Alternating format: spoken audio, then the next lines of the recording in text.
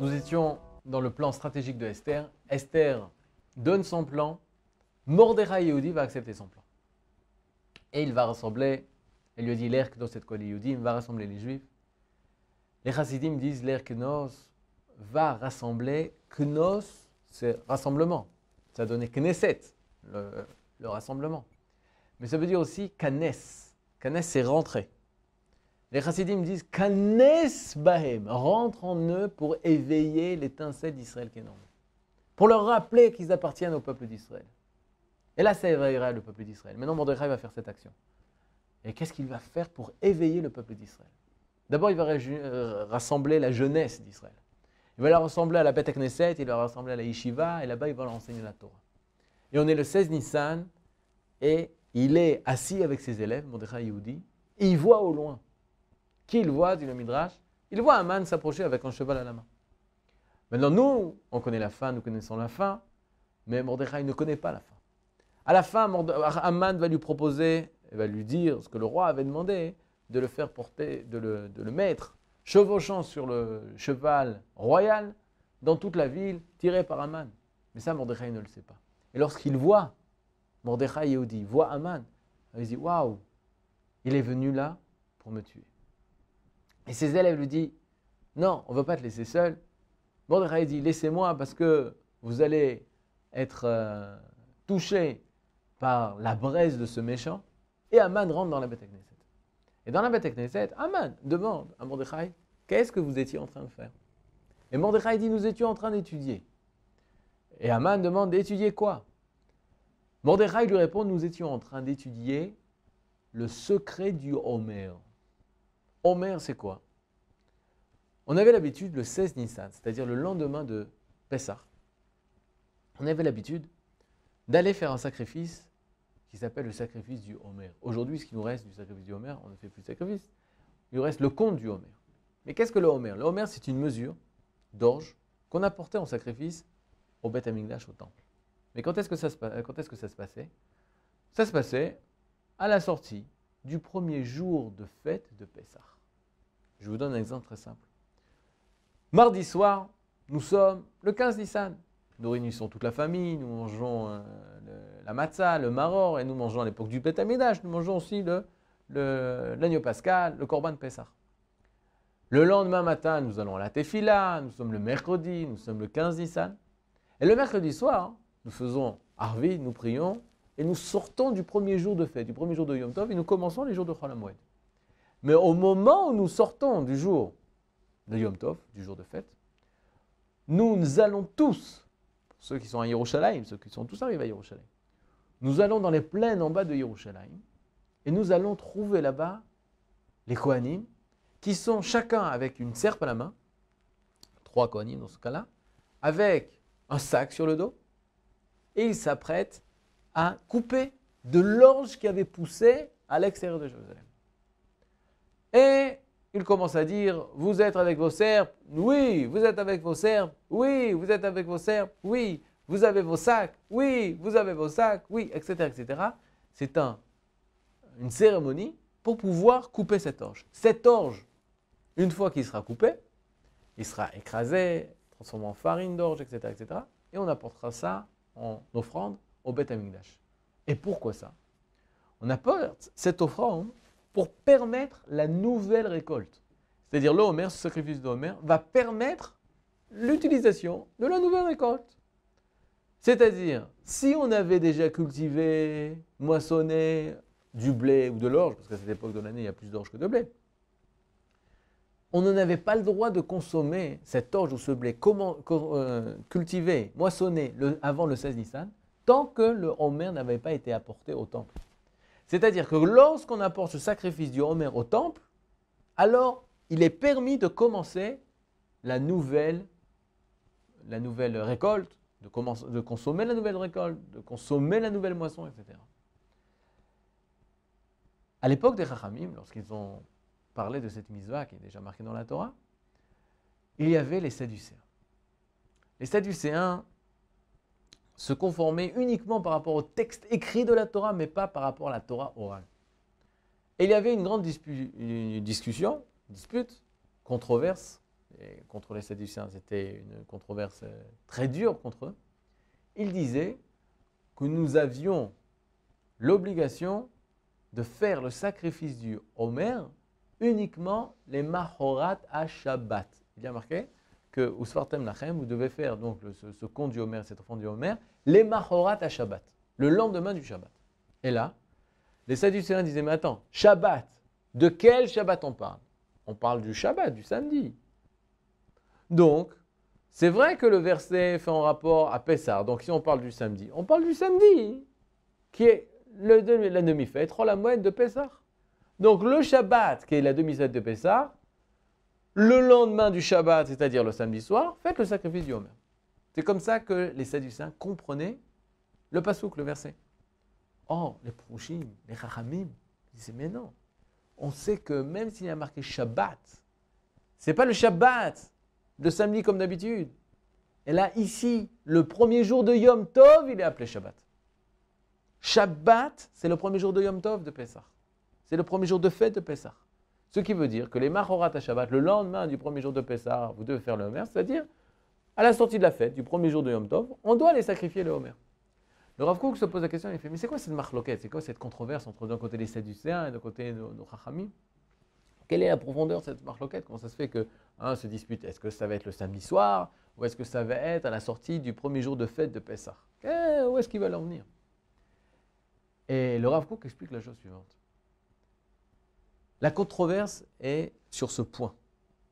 Que si la fête de Pessah tombe vendredi, et à l'époque du Beth Amikdash c'était possible, la fête de Pessah tombe vendredi. C'est-à-dire que jeudi soir, on a mangé la matzah et le korban de Pessah. Vendredi matin et vendredi dans la journée, c'est le premier jour de Pessah. Et la sortie de Pessah est vendredi soir. Alors, qu'est-ce qu'il faut faire? Même si c'est vendredi soir, même si c'est Shabbat, nous avons quand même l'obligation d'aller faire le sacrifice du Homer. Ah oui? Mais comment c'est possible?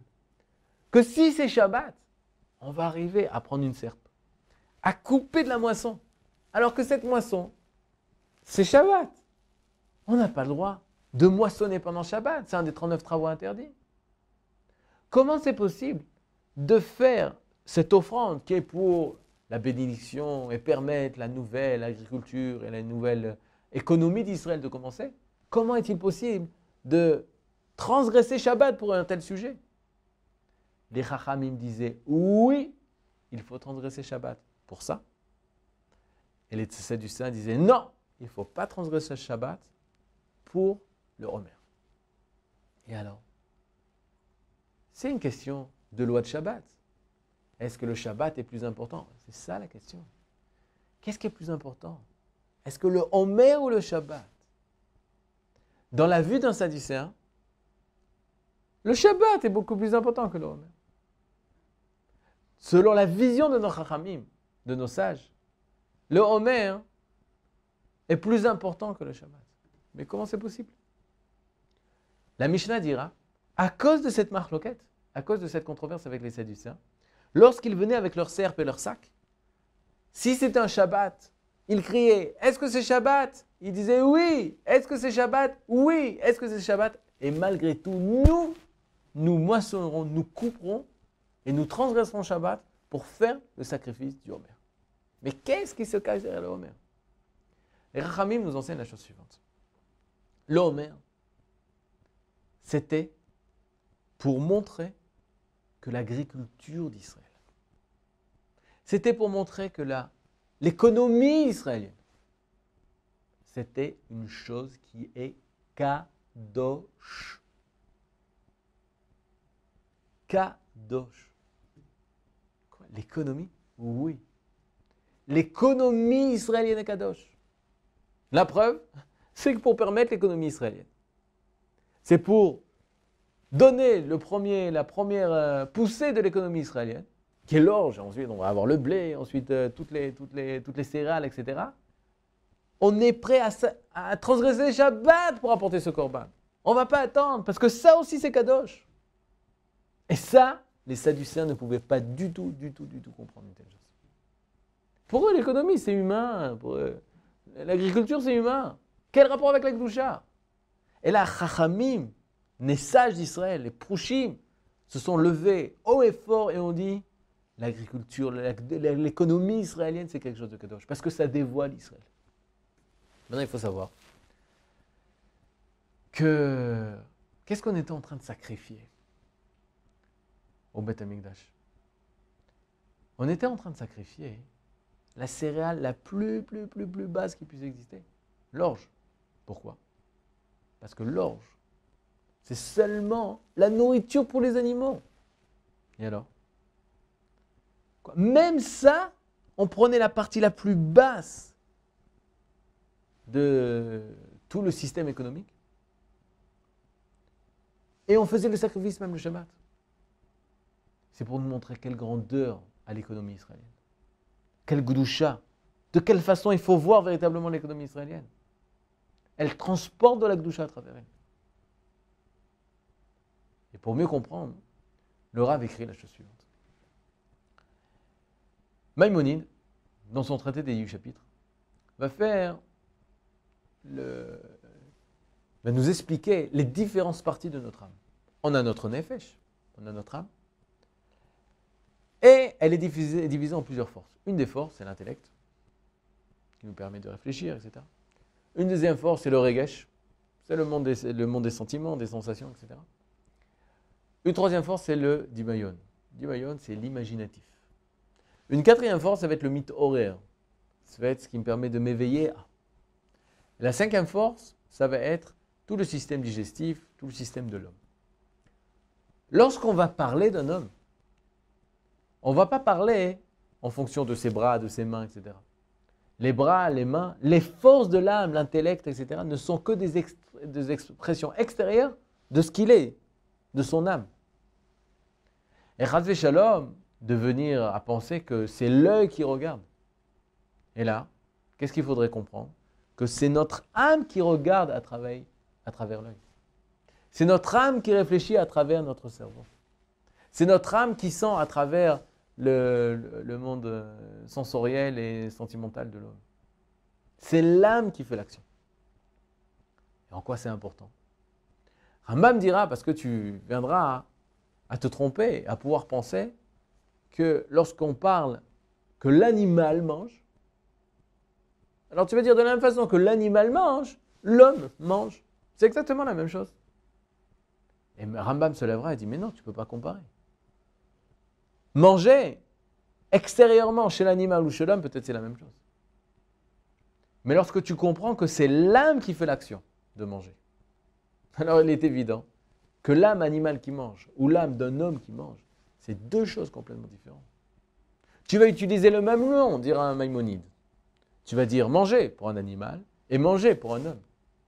Mais c'est deux mondes, deux dimensions, deux groupes complètement différents, deux règnes complètement différents. Qu'est-ce qui découle de ça? C'est très simple.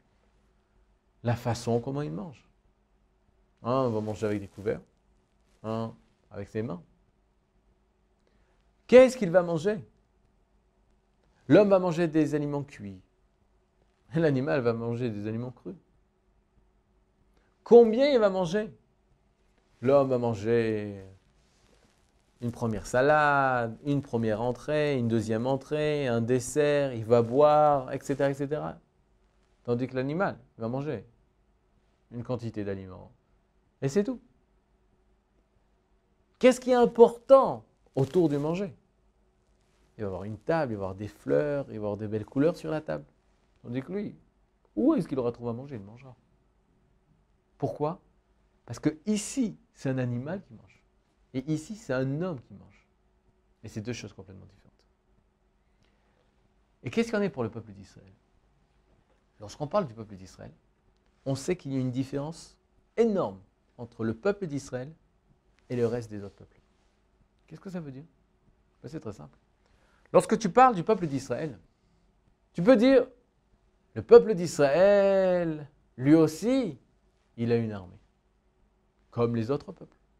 Il y a l'armée de la France et il y a l'armée d'Israël. Au peuple d'Israël, lui aussi, il a une politique. Il y a la politique française et il y a la politique israélienne. Le peuple d'Israël, lui aussi, il a une économie. comme la France. Il y a l'économie française, l'économie israélienne, etc., etc., etc. Mais il faut savoir que lorsque tu parles d'Israël, l'économie, l'armée, la politique, etc., tout ce qui concerne Israël en tant que peuple, État, collectivité, cela n'a rien à voir avec les autres nations. Cela est totalement différent des autres nations. Lorsqu'on parle du peuple d'Israël dans sa politique ou dans son armée, tout ça s'élève à un niveau autre qui n'existe pas chez les autres nations. C'est ça la force du Homer. Le Homer vient nous dire que tu ne peux pas comparer. Une personne qui viendrait à comparer la politique israélienne, de dire oui, moi je sais comment agir dans la politique française, donc forcément je sais comment agir dans la politique israélienne. Je sais comment agir dans l'armée française, donc forcément je sais comment agir dans l'armée israélienne. Non. Israël, c'est un sujet en soi qui est totalement différent des autres sujets, qui est totalement différent des autres nations. Du fait de son parcours, du fait de son histoire, du fait de son historique, de ses valeurs qui sont portées. Tu ne peux pas comparer. Mais attends, mais pour qui vous vous prenez? Non. On ne se prend pas pour une nation supérieure, loin de là. Mais on se prend pour une nation totalement différente. On ne se prend pas, on nous a pris. Kadosh Baruch Hu dira avec la quartier être un milléam, je vous ai pris comme peuple. Lorsque tu regardes Israël, il faut regarder avec des yeux qui ne sont pas de une dimension, ou de deux dimensions, ou trois dimensions, ou même quatre dimensions, ou cinq dimensions, ou six dimensions, ça ne suffira pas. Il faut des yeux de multiples dimensions pour pouvoir pénétrer le grand secret d'Israël. Et lorsque tu vas analyser Israël avec des données statistiques rationnelles, ça ne va pas rentrer dans les chiffres. Que ce soit dans l'économie, que ce soit dans les guerres. Toute personne qui va affronter la réalité israélienne va être bloquée. Va être bloquée à cet écran qui dépasse le rationnel. Comment Israël peut gagner des guerres? Comment Israël peut avancer en sciences? Comment Israël tient en politique? Tout ça, c'est des questions. Et une personne qui va rentrer, à la fin, il va dire, attends, je ne comprends pas comment ça marche, mais ça marche. Je ne comprends pas comment ça tient, mais ça tient. Qu'est-ce qui fait tenir Israël? Je ne sais pas. Ça, c'est une personne qui arrive à percer le secret, qu'il ne sait pas. Mais il faut dépasser ce cap pour percevoir le secret de la vitalité d'Israël, de la source énergétique d'Israël. Et ça, on ne peut le comprendre que si une personne est versée dans les textes d'une Torah qui pourra s'ouvrir uniquement aux personnes aptes à découvrir le secret. Toute la Torah ne parle que de ça. Toute la Torah ne parle que d'Israël. Toute la Torah, elle n'est là que pour nous expliquer quelle est cette identité qui s'appelle Israël. La Torah n'est pas ouverte à tout le monde. De façon extérieure, beaucoup de personnes peuvent dire j'étudie, je comprends, je sais, j'ai appris que, etc., etc. Mais seules les personnes aptes pourront pénétrer au-delà de l'écran rationnel et entrer en contact avec la lumière cachée de cette Torah et d'être capable de dire véritablement de quoi on parle. Quel est le sujet? C'est un monde comme ça où on n'a pas besoin de preuves rationnelles, de doctorat ou de professorat. C'est le monde qui parle sur lui-même, de lui-même sur lui-même. Comment la réalité d'Israël est. Ce n'est pas un monde où on cherche, mais comment faire ou quoi ne pas faire. C'est un monde qui dit ce qu'on est. Ça, c'est le monde de la Torah. Ça, c'est le monde d'Israël. C'est à ce niveau-là qu'Israël parle. Mordechai Yehudi, en enseignant les lois du Homer, a fait passer à la jeunesse le message de toute sa puissance, de toute sa grandeur. Que le peuple d'Israël, même dans ses niveaux les plus bas, c'est l'économie, c'est le côté où la nation mange. Même dans le côté le plus bas du plus bas, c'est même pas la nation qui mange, parce qu'on ne mange pas de l'orge. mais on va donner à manger aux animaux qui vont permettre le cycle naturel de l'économie israélienne. Même là-bas se trouve une gdoucha tellement forte que même si le Homer tombe le Shabbat, il devra être apporté le jour du Shabbat à l'endroit le plus kadosh.